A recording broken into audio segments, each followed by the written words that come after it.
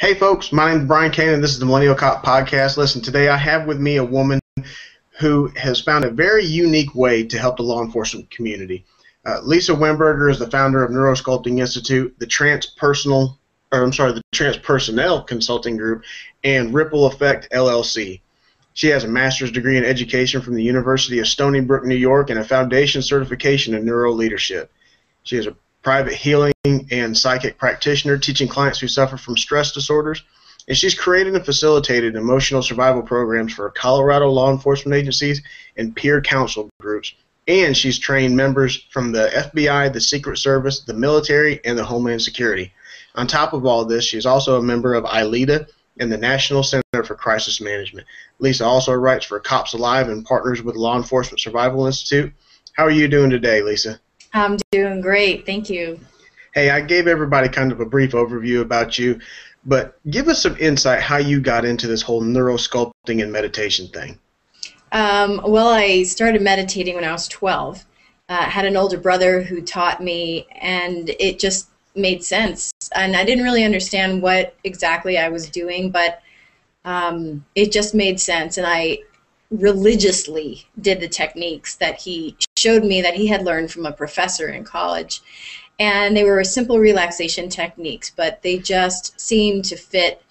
It was like breathing. I just needed to do it, and I had no explanation. And so from there, I did a lot of, self-study when I was a teenager and started, trying different meditations, and didn't really have many teachers or anyone to talk to until my late teens, early 20s, where I met a group of modern monks. They're called Ishaya monks. And I studied with them on and off for about 4 years, and so I got some formal training in meditation through their techniques, and then continued on.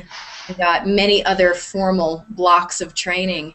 But the neurosculpting came from the limit I hit with meditation. All of those techniques that I had learned were great to help me cope, but I didn't want to cope anymore. I just wanted to get over it. I wanted to get over what was kind of misfiring in my own nervous system. So I developed neurosculpting, which is really based in a lot of understanding the nervous system and the brain and what thought patterns and even behavior patterns are doing to the nervous system. It was when I started studying the brain that I realized there was a more strategic way that I could meditate and use my thoughts, and so I developed a science-based template for a new way to meditate for myself. And when I found that it worked for me, for my trauma, then I started taking it out to the world to help others with their trauma. And that's kind of the short version of where it came from. Now, how did you find monks? Interesting. How did I find monks? How did I find the monks? I saw a flyer. I grew up in New York on Long Island, and I saw a flyer for a stress reduction class. And I thought, oh, this looks interesting. It didn't say anything about monks.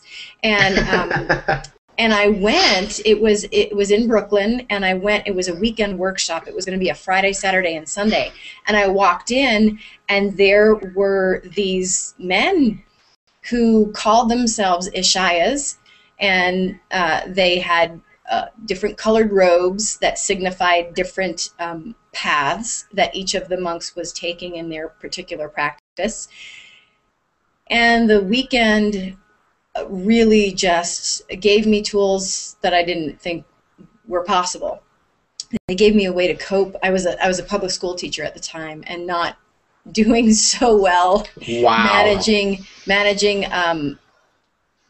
traumatized children, and I was kind of aggressive and angry and hostile and cynical and jaded and volatile myself at that time. And these techniques changed everything about how I functioned in the classroom. They changed everything about how I interacted with the children, and I saw profound healing in some of those kids based on my ability to stay centered and grounded, and that really started the bigger picture and the deeper understanding for me of what my thoughts are doing, not just to me, but to those around me. That's absolutely awesome. So here's kind of the obvious question: why cops? How did you focus in on law enforcement? Another interesting story. Um, when you grow up on Long Island, there's a large percentage of people that are likely to go into law enforcement or become firefighters in Manhattan. So I did know a lot of people who became NYPD, including family members. And, grew up with the stories of what my friends were doing as transit cops in Manhattan, and started realizing that my second cousin, who's like a nephew to me, was suffering greatly some vicarious trauma from what his father was experiencing on the job as a detective in Manhattan. And I started working with him to help him try to make sense of some of that. And that's when the first light bulb went off. I thought, if I could just work with the father, perhaps I wouldn't have to work with the son. And that was my first light bulb. The second light bulb came more like a gut hit and a vision. And I when I get gut hits very strongly, I don't question them. So it was about the time that I was ready. I was considering leaving the corporate world. It didn't seem to make sense of why I was there. I was just kind of there for a paycheck. I didn't feel like I was doing good in the world or making a difference. And 2 times during this one particular week on my commute home, I was at a traffic light, the same traffic light, and as I drove through it, I got a flash, almost, it wasn't really there, it was a flash in my mind, of an officer putting a vagrant into the back of the patrol car and pulling his hands out and looking at them, and there was black just crawling up both his arms, going towards his throat and his heart and his face, and the officer was crying. And it kind of unnerved me the first time, and then a couple days later at the same intersection, I got the same image, and from that moment I knew. I didn't question it. I knew I was supposed to work with officers to help them deal with what they see, what they touch, what they pick up every day. And I knew the techniques that worked for me and my trauma could work for them. And so I started a large campaign to research the industry to find out what they had in terms of preventative health and wellness maintenance. Found a dismal reality after I dove into the research that they have nothing. You have nothing. Right. If you're in an agency there are some agencies that are very, very on top of it, but they're few and far between. And my research showed that, and so I began creating programs for those in high trauma situations and moving into the agencies that way. So how long did it take you to kind of break through the blue wall of silence, if you will? How long did it take for you to actually to get into your first law enforcement agency? It took no time at all. It was very strange. I put a package together and I approached Denver PD. And I said, I spoke to the training coordinator there at the academy, and I went through my program with him and pitched it and talked about the learning objectives and what I think his officers could get out of it. And I offered to do a pilot program for free the first time. And I said, if the feedback is what I hope it is, then we can talk about how this looks at your agency. And they were really, really willing to do this pilot program. So we had 30 officers there for the first day. It was an 8-hour program. And I was hoping for 50% of the officers to say that this was a valuable use of their time. I would have been happy with that. And, I give evaluation sheets at the end, and everyone rates 9 categories. So I get a lot of data. And what I found after that first pilot was that about 75 to 80% said that it was a great use of their time and that they really found value in the techniques. That really surprised me. Did not expect those numbers. And surprises me. Yeah. It was anonymous, though, and I think that helps, that when it's an anonymous piece of feedback, they may actually admit that there's some value in those techniques. And so then Denver brought me back in a few times to the academy and with their peer council groups, and then from there I would just start pitching to different agencies and different command staffs, and I would go into the command staff meeting and I would pitch for about an hour and a half, give them a sample, and so up to now I think I've been through 7 agencies in Colorado, so I'm about at 800 officers trained. Wow. Yeah, so I got into Denver fairly quickly, and the rest was not that way at all. The rest, I have, actually I'm going to show you. Awesome. This is my black book right here, and this book I have cataloged every single date and phone call I've made to every agency, and there are some agencies that have 30 phone calls logged before I got in to even pitch. So it's never done. I'm beating down doors and walls all the time. Some agencies will hear me sooner than others, but it's a very ongoing, time-consuming process to get agencies to listen and then decide to use their budget for this. Yeah, that's something I think that everybody's well aware of. The budgets are dwindling and all this kind of stuff. But I was actually reading something. A paper did a write-up on you, and it said that that a department would save whatever they would spend on you twice over if they would just hire you to begin with. Yeah, I mean, losing one officer from an HR perspective costs about $100,000 to replace in terms of recruiting, hiring, advertising, training, academy, materials, and burnout, and then all of those things factored in from an HR perspective.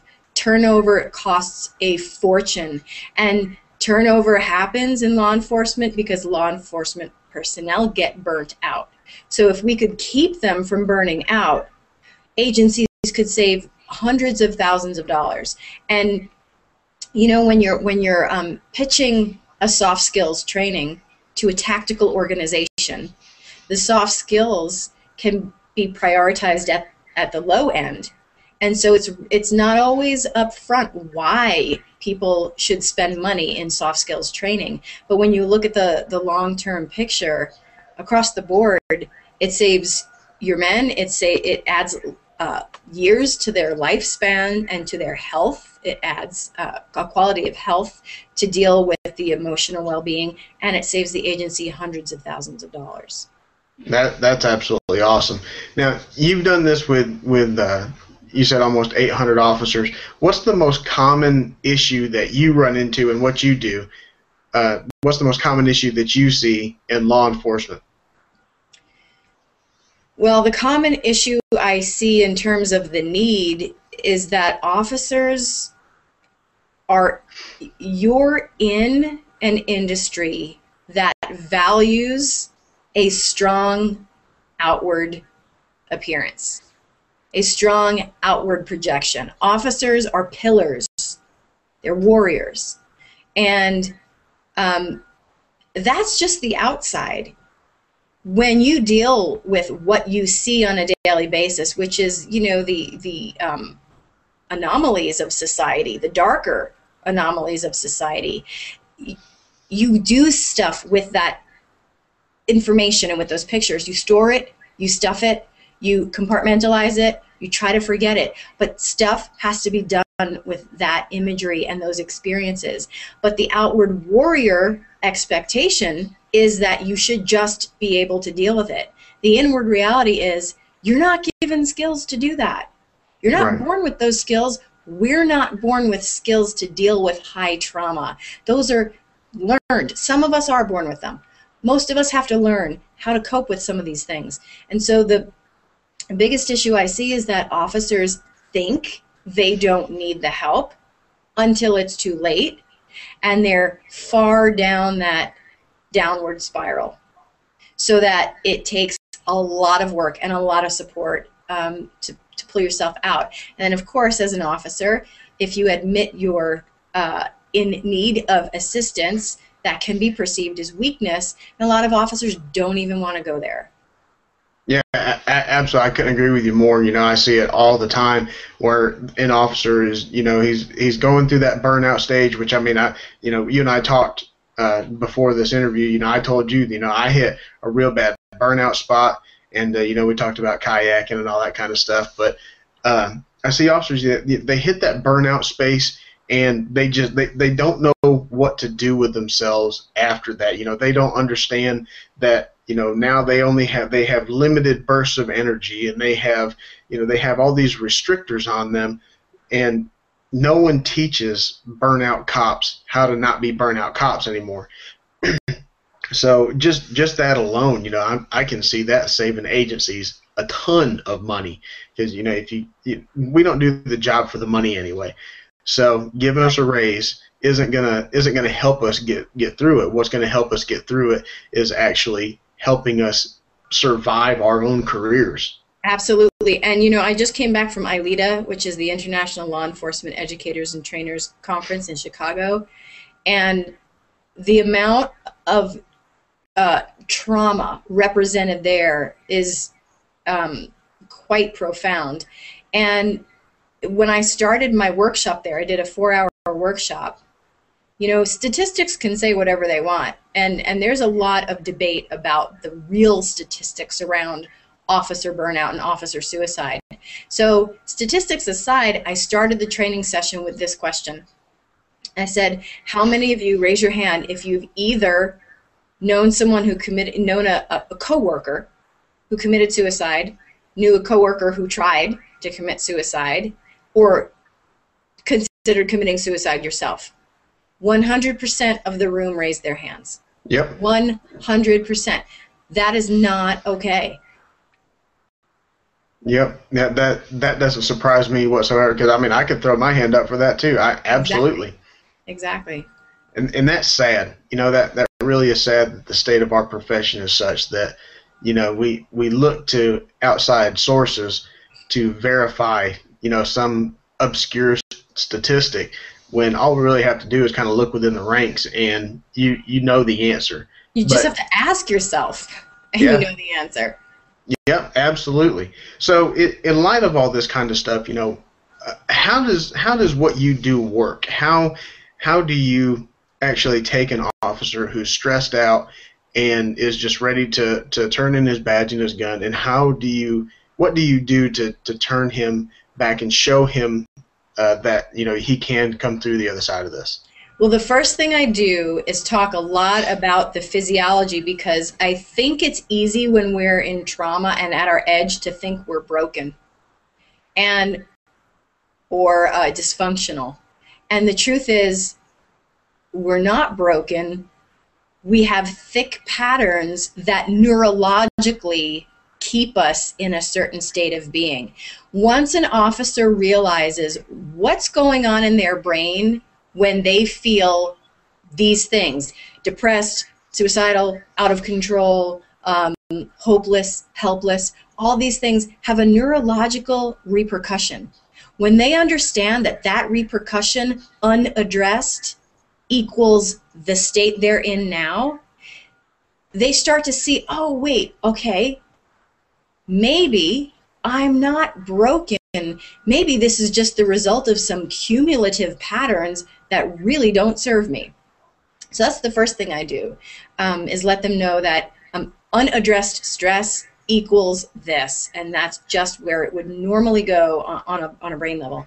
Then from there, I teach them what parts of the brain are activated when they're not in that state. And so now we start identifying, okay, so when I'm not helpless and hopeless, I'm engaging this mechanism of my brain. Okay, how do I engage that more? So we start talking about that. And then in the exercises, the way I've created the guided mental exercises is to quiet that fight or flight center through some mechanisms like breathing and drawing awareness to certain parts of the body.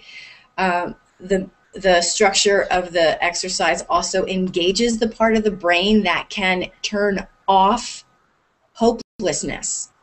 There's a part of the brain that can inhibit our feelings of anger, fear, rage, and hopelessness. And we just need to know how to tease that into activity. And then in that framework, I guide them through images that toggle between left hemisphere activation and right hemisphere activation, so we're not allowing an officer to be in a default pattern. We're going back and forth and back and forth and back and forth, so they're getting the exercise of breaking out of a default mental pattern and into a holistic approach. Both sides of the brain are participating in the activity. So anybody that thinks that you do like some hokey stuff, I think it's important for people to understand that, there is science that you have spent a lot of time researching that actually proves that what you do works. And, cops kind of have sometimes, they're a little leery about stuff like this. Well, I'm not going to have them, do what it, I'm sure you've heard all the objections. I believe the term is woo-woo. Ah, very nice. Very nice. Yeah, the cops will ask me, is this any of that woo-woo stuff? Whatever that means, I just say no, it's not. Well, what is one thing? Let's get really practical with this. I'm going to ask you to give away some free advice.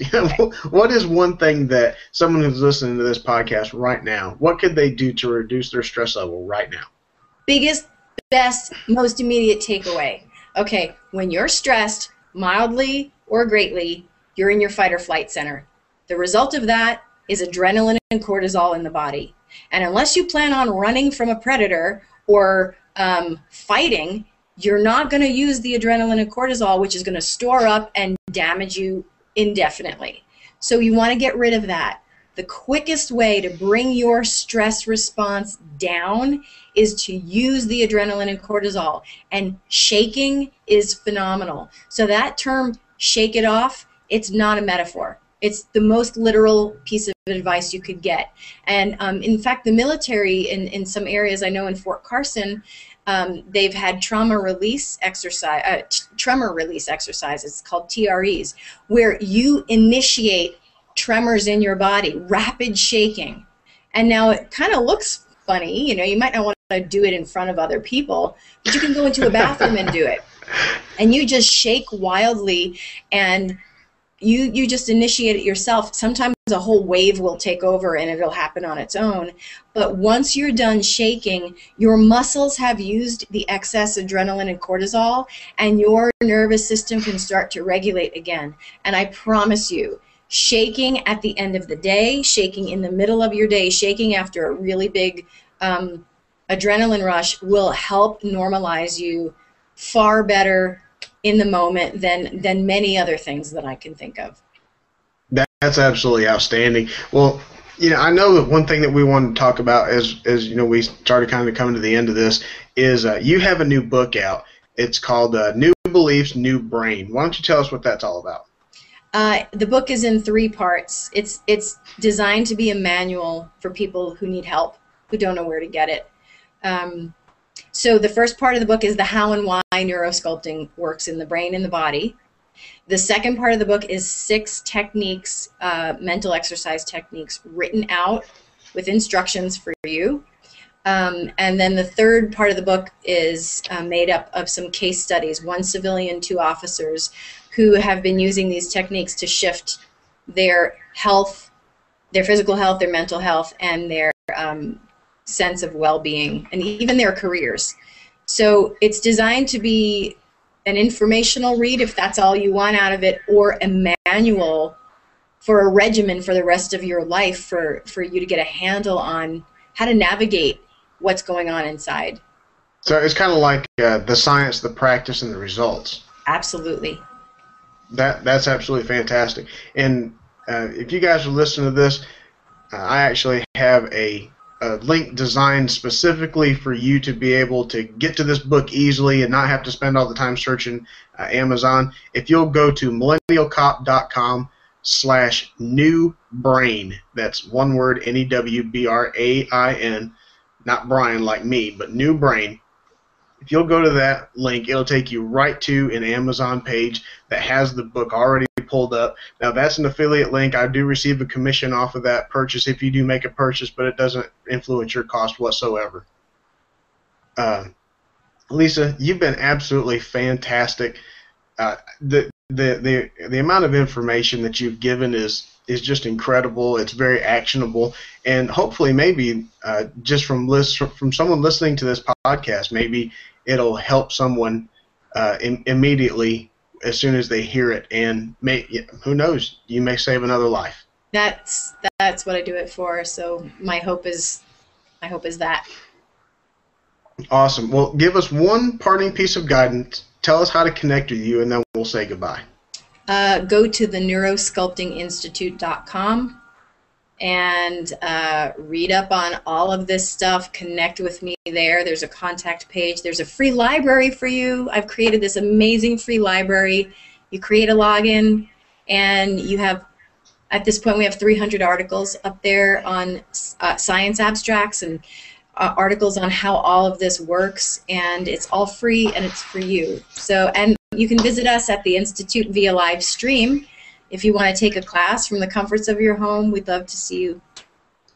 Now, just so everybody is clear on this, if someone were to come to you for some assistance, you in no way, shape, form, or fashion report this back to their agency. Is that correct? No, I am not a therapist. I am not a psychologist. I am not an IST of any kind. So there's no paper file. There's nothing. I teach mental exercise techniques that happen to have profound effects, but I don't diagnose. I don't ask people to even talk about their problems. A lot of people do because they feel comfortable, but I don't ask it. I don't need for that to happen, and it gets reported to no one and nothing. I don't even have a file that I keep. Well, that's absolutely awesome. You know, I hope someone finds some refuge in what we've talked about today. Lisa, thank you so much for taking the time to do this interview, and we greatly appreciate it. Thank you so much. Thank you so much.